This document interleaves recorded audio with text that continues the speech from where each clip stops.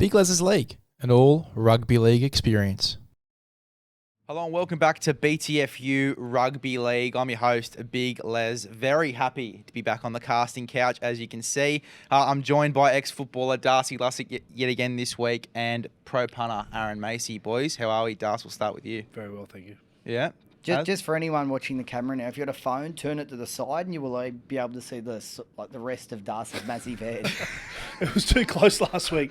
I got a week full of abuse from people saying how fat I am. So we've zoomed it out about 5 metres. Yeah, we can still... I can't go through another week of that. So. Yeah, Darcy's just started Ozempic for everyone that's just bagged him, so thanks. And if he is bulimic, it's your fault. Well, boys, good start. We had a great week in Vegas, didn't we? On Sunday, it was 2 really high quality games of football, which we're not really used to for round 1 games. What are your thoughts? Was Vegas a success? Mate, it's what I call a perfect weekend of footy. An East win, a South loss, big crowds. How good is it, Les? It's exactly the opposite for me, mate. I shed a few tears Sunday arvo. The old crying wank in the shower. Yeah. How good is it? That's all right, mate. You're not wrong. Das, what about you, mate? Was Vegas a success? Yeah, I think so. I was a bit jealous seeing everyone over there ripping in. It looked good that all the travelling supporters from every club sort of got together and a few boys trips over there. I seen one poor Manly fan getting bashed in the stands. So I hope he's okay. But his wife must have been sitting at home thinking. Well, I mean, it's not uncommon when you're a Manly supporter. No, it's not. You tend to get your head bashed in quite a bit. What if you were over there in Vegas? What price would you have actually been to make it to the games? 20 to 1, I reckon. Yeah, you would have been stuck in. I've been there twice before, and I don't have a good recollection, but I would have had a good time. Yeah, definitely. I'll tell you what, though, I was sort of saying pre-recording that in the first year of this sort of thing with Vegas, it's obviously not going to generate too much coin. There isn't going to be too much profit from this sort of thing, but I reckon over the next few years, you could definitely make a bit of coin off sending the game to Vegas, and especially the response from some of the American viewers. It was quite positive on whether you were watching on Fox 1 or whether you were watching at the game. Yeah. It was a very positive response, and when you're getting 40,000 people to a game, it's unheard of here. It's amazing there. I think the 2 games that were there really helped it because I think both games are really good to watch. Obviously, the first game is a lot more attacking or missed tackles, wherever you want to put it. And then the second game is like a really high quality NRL game. So someone made a good point, and it'd be interesting to see what you think. Having the roof, no wet, it was high quality footy. There wasn't a lot of drop balls.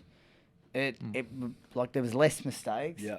Is that something that we should be investing in here? I think for sure, because I seen when the game was going on, it was actually gale force winds out there. So you can imagine the quality of game. If it was outside. If it was outside, yeah, it would have been pretty poor. But I think so. I think there's talk of Sydney Olympic Park getting Getting the roof. Getting a roof. So For I think it needs to be done. Yeah. For South's local home ground. Yeah. I mean, it wouldn't be a bad idea, would it? We were also talking pre-recording about the World Club Challenge being played over in Vegas as well. What are your thoughts on that? Do you think it'd be beneficial for it's Super very League as well? different to the field that they played in. If you go and watch that game, it's just full of mistakes. It's slippery as fuck. It's cold. It's depressing. I think it would be good because you get the NRL fans, and you'd also get the Super League fans going over. But I think maybe the people running the Super League might watch that on the weekend and thought, we had a big missed opportunity here. They had Toronto. I know I keep going on about it. It's a bit of a sore point for me, but, they had Toronto. Are you scarred by this whole Toronto thing? Yeah, I am, yeah. Do you want to lay down on the couch and talk about it? I could talk for 2 hours about this, but... Only 2 hours, please. We can swap spots, mate. Start, One backing the overs. But, we're getting 12,000 in a North... we're in the North American market. We had Sonny Bill Williams... but the Super League, the people running the Super League too, sort of stuck in their ways to see it. So they might think now, a bit of a missed opportunities. But yeah, let's move on. I'm going to start crying. We don't want that. Be a very interesting start to the show. Very first interesting 5 minutes. Let's talk about Vegas. First game, Souths, Manly, Macey. You talked about how the second game was a little bit more high quality. Why was that? I just think probably 2 better teams, as much as you don't want to hear it. Look, going into it, I think obviously Brisbane have just got beaten in the grand final, and East have obviously been a little bit disappointing due to injuries last year. We'll get to this game, but you look at East on paper, probably got the best team in the comp, the amount of depth that they've got, and we'll elaborate on this more when we get to that game. they played to their roster. And like I said, let's touch on it later. I think, look, the South Manly game, they moved the ball around. They definitely took their chances, probably a little bit less defensive. But it was a high-quality game, and I think there was momentum swings throughout the game.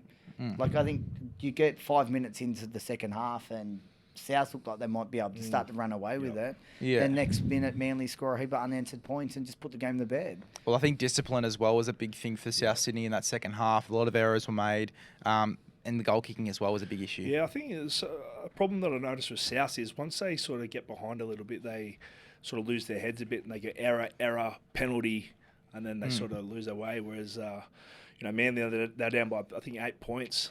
They sort of just completed sets, jumped on the back of Cherry Evans and sort of, got back into it. Whereas when South were behind, they sort of dropped their heads a bit. But That's a great point you make on South. I think South have got some of those players in the side, and I think like Latrell, Cody, who else is there? Like, they're probably two of your main ones. They're two of the most powerful players on the field. Like, they're two of the probably best, most exciting players to watch. But at times when they do get behind, they are players that can get frustration in the game. And I don't think Ilias helps the situation. Like, Ilias does a kick and you just see Cody just go, what the fuck? And then so, like, that's got to be playing in his mind. And then they get the shits. They do all this hard work. Ilias makes a fuck up. These issues were there at the back end. I think they definitely look like a side that has the ability to be back in the top 8 and be pushing for top 4. But I think Ilias is still the Achilles heel. They are going to get some players back, obviously in the centres. Whiten, but there's something still missing there. Yeah, definitely. It was a big point for me, especially towards the start of the year, was Ilias and his confidence coming into the year. It was going to be very dependent on how he started the year, how he combined with Cody Walker this season. It's his third year in first grade. I don't think it's a confidence thing. I think it's an ability thing. I think he lacks the ability. I'm sure he's a nice kid. I'm sure he tries his heart out. And he does. Like, I never made a tackle in my life. Like, he makes lots of them. But at the same time, you're a halfback. You're out there to kick the ball well. You're out there to pass the ball well. You're not like maybe he's a hooker. I don't know. Just give decent service. I don't think he's South starting 7, and I don't think he's winner comp with Ilias there. What are your thoughts, Darcy? Do you think Ilias is under pressure this season? I think he is. Obviously it depends the people around him. He needs his forwards going forward. A half needs their forwards going forward to play off the back of it. He's obviously needs an important combination with Walker and Latrell. They're the three that need to be running that team. So if there's any sort of disconnection between those three, one of them loses their heads a bit. Cody, he's been known to sort of lose his head a bit sometimes. But when they're on, they're unstoppable. Don't you reckon? Oh, look, when they get the run of the green and things are on, like they're that side that can just, if you give them football, you give them that little inch, they'll take a mile, and they can turn it on. They've probably got that can put it like 3 tries like that. Them and Brisbane are probably the 2 teams that can really put tries on you really quick. And they've got a lot. They do definitely still have strike. But there's a few question marks around the forwards. I still think Ilias is a massive risk. You talk flipping that. I think Luke Brooks could potentially be one of the signings of the season. Yeah, totally. I agree. I said it before we recorded as well. I probably would have him as Dally M 5/8 of the year if he has a good enough turnaround. If Manly make the top 8 or even the top 4, as we sort of had in our multi as well. How about with Luke Brooks? Do you reckon he just got up and just went, "I've already won a fucking game"? Like, this is I'm going to beat my record of last year, probably by round 3. I think he looked real happy, didn't he? But he came from the Tigers, where he was expected to do all the organising, everything. At the moment he's got Cherry. He does all the organising, and Turbo. Those two do all the organising. He just has to sort of play what he sees, and we've seen that with that try off the left edge. He just seen what he played, took the short side, dummy. Well, try. I call it Ashley Taylor syndrome. You go over to a club where you're getting a massive wicket and you're expected to be that guy. Yeah. Luke Brooks came in with Andrew John's hype at the start of his career, and obviously that would take a toll on you. Was expected to be the heavy lifter in that team for a while. They lost Moses, they lost Tedesco. It was sort of starting to get built around him, and then all of a sudden, the club starts leaking stuff about him. It just gets turned into a shit show, and all of a sudden he has to leave and come to Manly. Not only is there he's getting paid less of a wicket, you'd assume so, But he's got DCE who can control the side. He can just play his footy. So And he's actually got a football team around him. Like, and you know the difference when you go from a team is like winning to lose. Like it's a massive difference. Yeah. He actually looked like a happy footballer. Yep. And as you said, having DCE, Luke Brooks has always looked to be a player that's got a little bit of spark, flashy talent, that little bit of X factor. When you're trying to direct a side and be that structured half, it's hard to have that flair at times. I think we're going to see a lot more flair out of him. They've obviously got strike. You see Saab, Travojevic. Yeah. The scary thing for me is that both halves, DC and Brooks, roam both sides of the park as well. So it makes both sides of the park equal. You've got Cooler and Saab. Well, Saab's going to be out for 6 to 8 weeks. We'll touch on in a second on that right side. That's a big ouch. And then you've got Garrick and maybe either Tommy Talau or Paulo on the other side. Cherry Evans, he does go from both sides because he's such a competitor, you know what I mean? And Yeah. I've been mates with Cherry for 15 years, and sort of towards the end of last year, and especially the game, it sort of pissed me off a little bit because he's getting better with age. Yeah. You know what I mean? Like, I can't even get out of a jog now. I played with him for a long time. Could you ever? I thought I was. No, sorry. But I probably was. It probably didn't look like it. But he's getting better. I think he even got man of the match on the weekend. So, but he trains so hard. He's always there doing extras, and I think they're going to go well this year, man. Is he? Because I think he's certainly starting to get more and more accolades. He was one that was obviously a monster rap for a while, and then probably copped a lot of flack with Manly, probably being a little bit disappointing at times. What sort of player is he? Like, is he just that extremely hard worker? Is he? Yeah, he is. Like, he's always, the last one on the field, always leading by example. But at the same time, he's one of the boys. You can go for a beer with him. That's why everyone who plays with him loves him. You know, like he can go. He always fights for the boys. When they try and get a day off, and loves a beer like everyone else.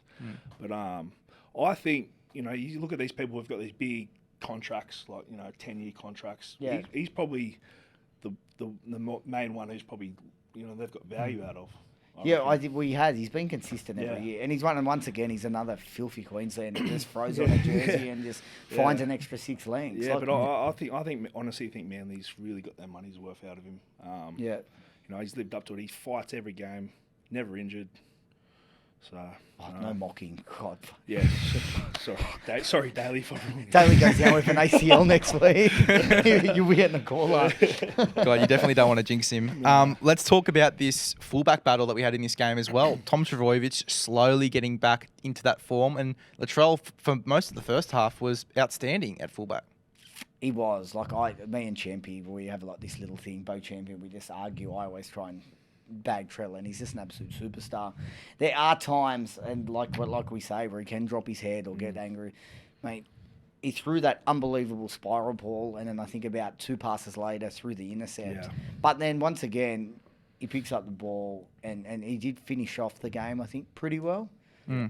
I think with them, though, I think for them, once again, not just with Ilias, you need Trell to step up in the games that are really close.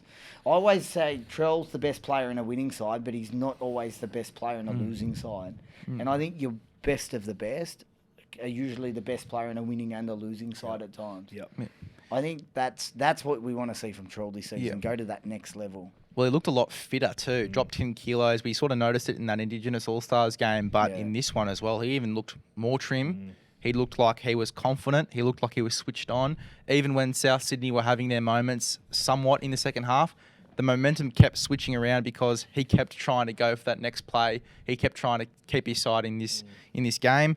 And finished the game with 117 run meters, 8 tackle busts, 2 try assists, a line break, but just looked really confident. And that's what I want to see from Latrell as a South fan this season. I just want to see him back to his best and consistent. It's the big thing for me going into this season for him. Yeah, consistency is always going to be the thing we want the most out of Latrell. There's not many players that can do what he does and turn a game on a dime when he's on.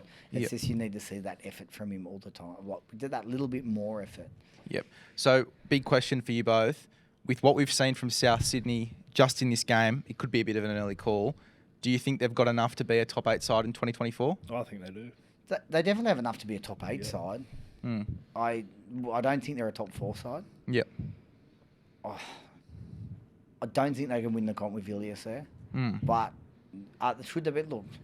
They missed the top 8 last year because Trell got injured. Yep. When he came back, I think he got injured the season before, and they flew him to America, and the bloke flogged fuck out of him and was like, get fit. Where there's obviously internal issues. Sam was calling him fat, and they're having blow-ups. They're blowing up about Ilias. There's lots of talk that they weren't a happy camp. I'm not 100% confident that everything's resolved there, and I reckon if they lose probably 3 of their 5 next games, the coach will probably be starting to get fingers pointed at and could be starting to get pretty nervous. Yeah, it's going to be harder without Whiten and Campbell Graham for most of the season. Obviously, he'll be out till late in the season, round Campbell 20. Graham, when Whiten's back round 3 against the game against East, I think that could be a massive thing for Trell. It's just going to be interesting to see whether they really do stick with Ilias. He's like. What Ilias did on the weekend was not good enough for them to definitely be a top 4 side, and I think it's probably just enough for them to be an 8. Do you think maybe down the track, Whiten can go in the halves?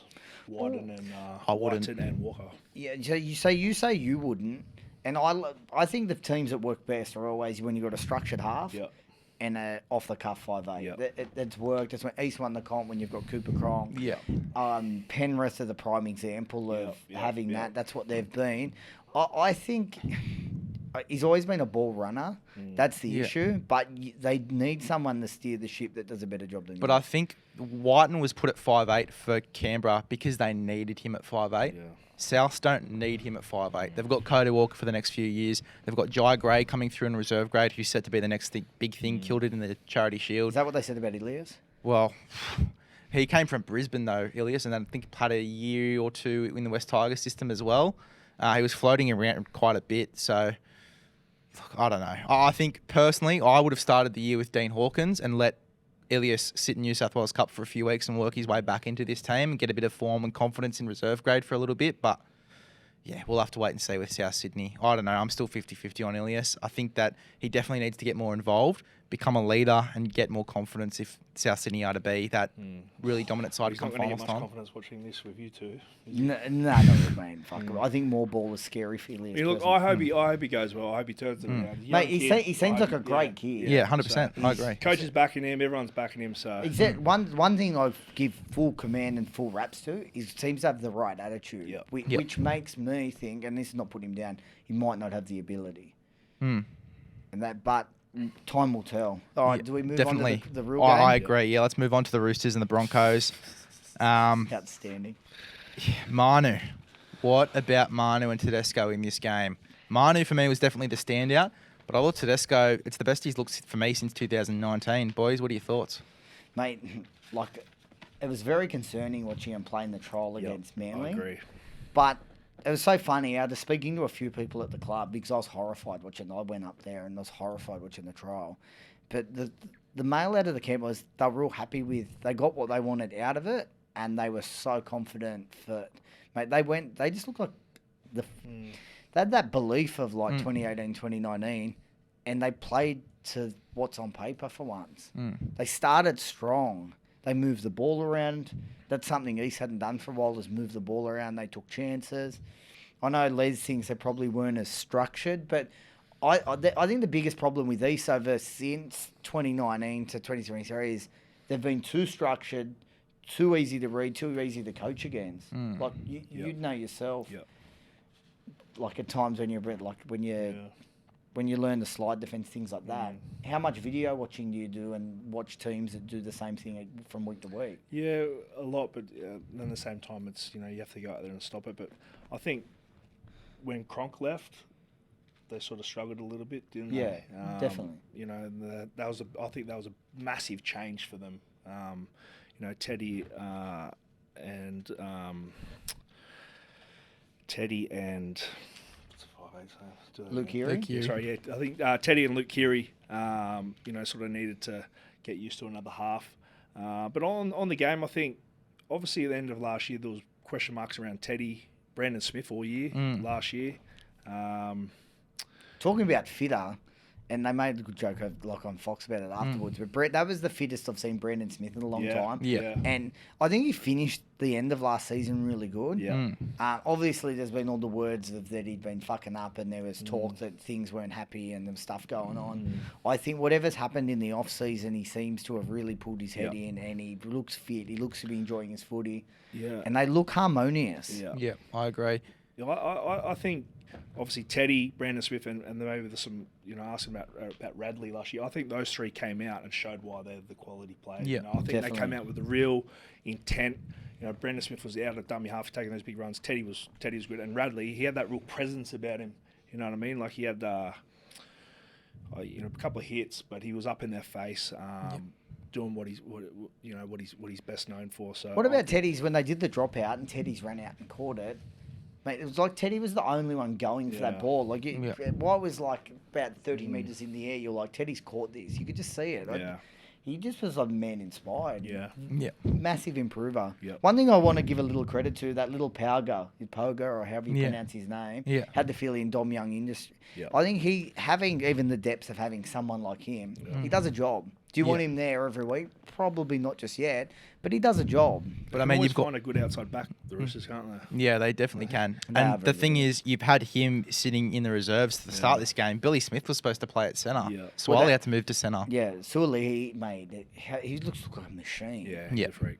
Hey, I don't know, like, if you look at that, so Dom Young comes back soon. How long? Oh, it's going to be at least a few weeks. I'd it's say a couple 2-3. of- So, but once he's back in the side, Sully, does Billy Smith get in the side? I don't think so. Well, that's what I sort of was arguing about during the preview. And for I'm the a Roosters. massive Billy Smith fan, but like, you look at how much depth this East roster has this year, and touch wood, hope it stays there. But like, you've got players like Angus Crichton, which Butcher, Nah. Nat Butcher, not in the side. Like, these are quality. Well, and it was Egan that wasn't in the Baru side, Hargraves, JWH. Yeah. Hey, I seen he got named in the reserve grade this week. Is that Who? Jared? Oh, really? Yeah. So I was just reading it before, and I seen that he's named in the reserve grade. So Maybe it's I just think getting maybe that run back in the legs. yeah, but there'll be a couple of Penrith middles there in the reserve grade, probably thinking that they don't get paid enough to deal with that. I would just imagine that you're playing the reserve grade. I'd be fucking horrified. Yeah, you know what? He will come out a million miles an hour. He'll as come well. out a million miles. Yeah. We'll play probably 80 minutes probably that game. 100%, so, yeah. He's just a sort of bloke, but it wouldn't matter if he's playing state average or not that he plays it, but like he's like test. He just gives 100%. Yeah. He'll be going bad there. One guy we haven't talked about for the Roosters yet is Sam Walker. I think in the last 6 months, during his debut, between his debut and the back end of last season when he came back from those injuries and other issues as well, obviously being left out in reserve grade by Robbo. That was one of I Robbo's feel like- biggest fuck-ups, I think. Well, I think that there was a massive turnaround where when he debuted and the first few weeks of him being in the competition, Luke Keary sort of had to be the structured half in the side, and Sam Walker was just throwing out the cutout pass every 2 plays, was making silly errors, and Luke Keary kept having to get them back in the game. Even though Luke Keary, coming up for the back of an ACL, wasn't doing the best himself, it was always Luke Keary that sort of had to get them back in games. But I feel like in last year's final series and going into the start of this year as well, I feel like Sam Walker's gone, nah, fuck this. I'm the halfback. Get on my back. And Keary's been able to play a bit more free-flowing footy as well. Free-flowing. Yeah, he's still. I think they're sharing the role good. Yeah. They're a completely different side this year. Yeah. I think they showed glimpses of it. And the thing that I loved, I watched an interview with Trent Robinson, and he actually was like, put his hand up and said, "We've changed our game style this year." And it was something, I think they used to play way too defensively. He said the game's changed, and he goes, we were probably stuck to some things, and they got a little bit outdated. I think you're going to see a very different East side. Yeah. Let's actually talk about the Brisbane side, though. Yeah, well, you're about to get a fucking stiffy, good mate, is- so let's just switch over. Let's switch over to the Broncos. How good is Reece Walsh? Yeah. Every time he hits the ball, you don't know what he's going to do, but he's so fast. He's got that step, pops up everywhere. He's got like flair of Billy Slater, Yeah. but mate, he's just that grubber that he did off his left foot for them to score. He's just like oozes X factor. Nearly kicked a 40-22, and he kicked a 40-20 in the trials against the Cowboys, but nearly kicked a 40-20 When in he's this game swinging as out well. the back of that shape, on either side, If the centres, they get caught, they don't move quick enough, mate. He's got them on the outside. Once they're on the outside, he's gone. So he'd be a scary person to come off. 100%. But just his footwork as well at the line is crazy. It's insane. When you've got that pace, when you can be inside a defender and then get to see defender, he not only beats A, he beats B, and he's got and then he's got where it can pass, and then he's drawing D and E. Like that's where this, and they got so much strike out wide. You've got someone that can just go, here I am, bam, I'm there. It's fucking hard to defend against, isn't it? Yeah, unbelievable. 183 metres, 46 post contact, 3 tackle busts and a try assist as well in there for Reece Walsh. And like we talk about the quality of footy that we've seen in the first 2 games of the season, you'd never see this quality of footy in first 2 games of the year. In saying that, when we get to the preview, we'll probably be a little bit disappointed in a few of the other games we're going to watch. I think, as I said, we sent probably 4 of the better sides over. Yeah. I think you'll see some probably lesser quality football in the preview. But well, let's just quickly, before we get to the preview for this upcoming round, just for the Broncos, I want to quickly shout out Payne Haas, 132 metres, 63 post contact, 8 tackle busts, 13 hit-ups, 37 tackles, only missed 1. So statistically, that sounds like he's over there pulling himself. Did you think he stood out as much, or did you? I kind of almost felt like he had a little bit of a quiet game. The bad thing for him is that's expected of him every game. Yeah.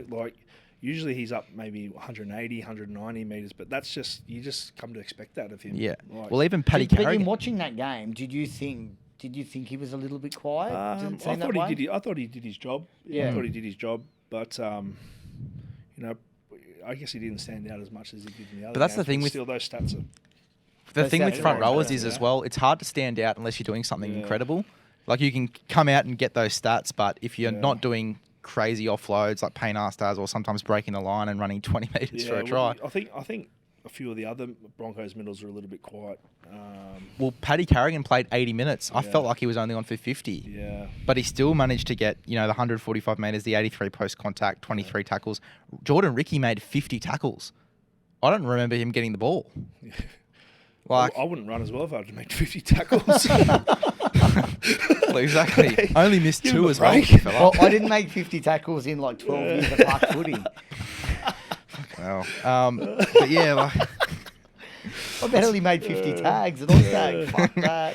But I'll tell you what, though, we talk about the Broncos middles and the hard work they do, but still not getting noticed. Like, as I said, these days for front rowers, you're expected to have that and more. Yeah. So, they've definitely done a good job still out there. Yeah, tell you what, I haven't made more than 50 tackles in a while too, so thank fuck for that. Chances are you're about to lose.